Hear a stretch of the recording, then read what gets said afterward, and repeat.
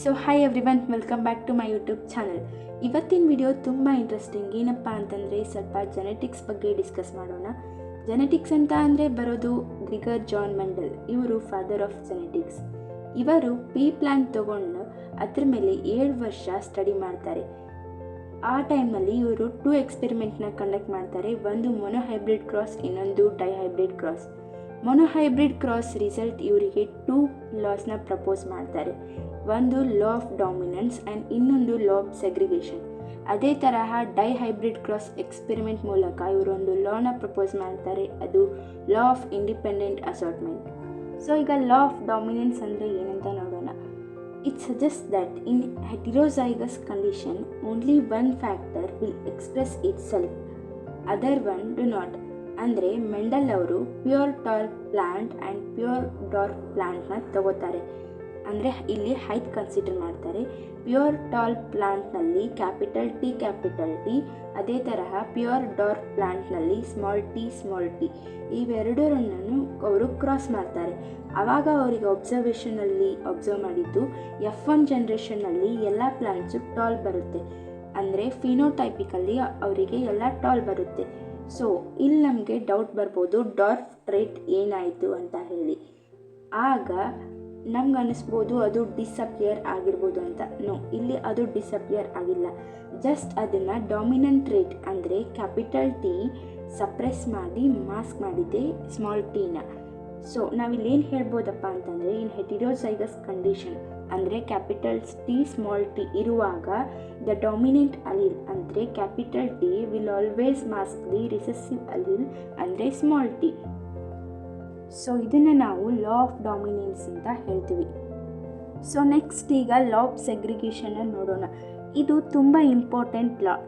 ಅಂದರೆ during gamete formation ಅಂದರೆ reproductive cells produce ಆಗುವಾಗ ಮಿಯೋಸಿಸ್ ಟೈಮಲ್ಲಿ the 2 alleles for each gene pair ಬೇರೆ ಬೇರೆ ಆಗುತ್ತೆ, ಅಂದರೆ ಸೆಗ್ರಿಗೇಟ್ ಆಗುತ್ತೆ. ಪ್ರತಿಯೊಂದು ಗೆಮಿಟಲ್ಲೂ only 1 allele for the trait ಮಾತ್ರ ಇರುತ್ತೆ. ಈಗ ಎಕ್ಸಾಂಪಲ್ ನೋಡೋದಾದರೆ ನಾವು ನಮಗೆ F1 ಜನ್ರೇಷನಲ್ಲಿ ಇರೋ ಪ್ಲಾಂಟ್ನ genotype capital T small T. ಈ ಪ್ಲಾಂಟ್ ಏನಾದರೂ ಗೆಮಿಟ್ ಪ್ರೊಡ್ಯೂಸ್ ಮಾಡುವಾಗ half of the gamete will have allele capital T ಮತ್ತು half will have allele small T. ಈಗ ರಿಸಲ್ಟ್ ನಾವು F2 ಜನ್ರೇಷನಲ್ಲಿ ನೋಡೋದಾದರೆ ಯಾವಾಗ F1 generation plant self pollinate ಆಗಿ ಅಲ್ಲಿ ಅಲೀಲ್ಸ್ ರ್ಯಾಂಡಮ್ಲಿ ಜಾಯಿನ್ ಆಗುತ್ತವೆ. ಹಾಗೆ ಆಗಿದ್ದಾಗ F2 ಜನ್ರೇಷನ್ನಲ್ಲಿ ಎಲ್ಲ ಪ್ಲಾಂಟ್ಸು ನಮಗೆ ಟಾಲ್ ಮತ್ತು ಡಾರ್ಕ್ ಸಿಗುತ್ತವೆ. ಅಂದರೆ 3:1 ರೇಷಿಯೋ ಫಿನೋಟಿಪಿಕ್ ರೇಷಿಯೋ. ಅಂದರೆ ಇಲ್ಲಿ 3 ಟಾಲ್ನ ರಿಪ್ರೆಸೆಂಟ್ ಮಾಡಿದರೆ 1 ಡಾರ್ಕ್ನ ರಿಪ್ರೆಸೆಂಟ್ ಮಾಡುತ್ತೆ. ಅದೇ ತರಹ 1:2:1 ಜಿನೋಟೈಪಿಕ್ ರೇಷಿಯೋ. ಇಲ್ಲಿ 1 capital T 2 capital T small T and 1 small ಟಿನ ರಿಪ್ರೆಸೆಂಟ್ ಮಾಡುತ್ತೆ.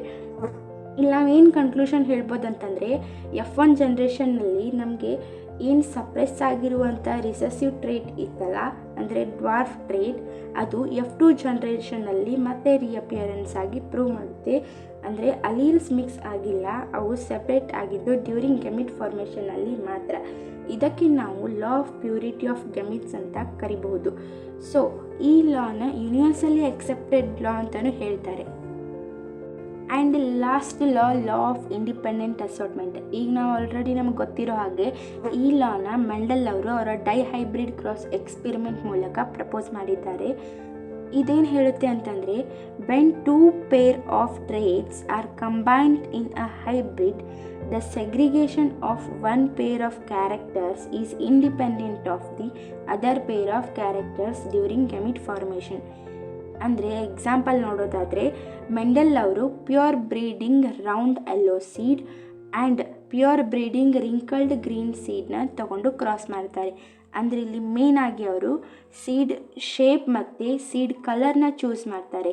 ಆವಾಗ ಇವರು ಕ್ರಾಸ್ ಮಾಡಿದಾಗ ಇವರಿಗೆ F1 ಜನ್ರೇಷನ್ನಲ್ಲಿ ಎಲ್ಲ ಪ್ಲಾಂಟ್ಸ್ ರೌಂಡ್ ಯೆಲ್ಲೋ ಸೀಡ್ಸ್ ಮಾತ್ರ ಕಾಣಿಸುತ್ತೆ. ಸೊ ಇಲ್ಲಿ ಲಾ ಆಫ್ ಡಾಮಿನೆನ್ಸ್ ಪ್ರೂವ್ ಆಗುತ್ತೆ. ಅದೇ ತರಹ F2 ಜನ್ರೇಷನ್ನಲ್ಲಿ he got 4 different combinations of seeds. ಅಂದರೆ round yellow, round green, wrinkled yellow, wrinkled green in 9:3:3:1 ratio phenotypic ರೇಷಿಯೋದಲ್ಲಿ ಸಿಗುತ್ತೆ. ಇಲ್ಲಿ ಅಬ್ಸರ್ವ್ ಮಾಡಿ, the allele for the seed shape ಅಂದರೆ ರೌಂಡ್ ರಿಂಕಲ್ಡ್ ಬೇಕು ಅಂದರೆ ಸೀಡ್ ಕಲರ್ ಯೆಲ್ಲೋ ಗ್ರೀನ್ ಜೊತೆ ಸೇರಬೇಕು ಅಂತ ರೂಲ್ ಇಲ್ಲ. ಅವು ಇಂಡಿಪೆಂಡೆಂಟ್ಲಿ ಸಾರ್ಟ್ ಆಗುತ್ತವೆ ಗೆಮಿಟ್ಸ್ ಒಳಗೆ. ಈಗ capital R small R segregation capital Y small Y ಸೆಗ್ರಿಗೇಷನ್ಗೆ ಡಿಪೆಂಡ್ ಆಗಿಲ್ಲ.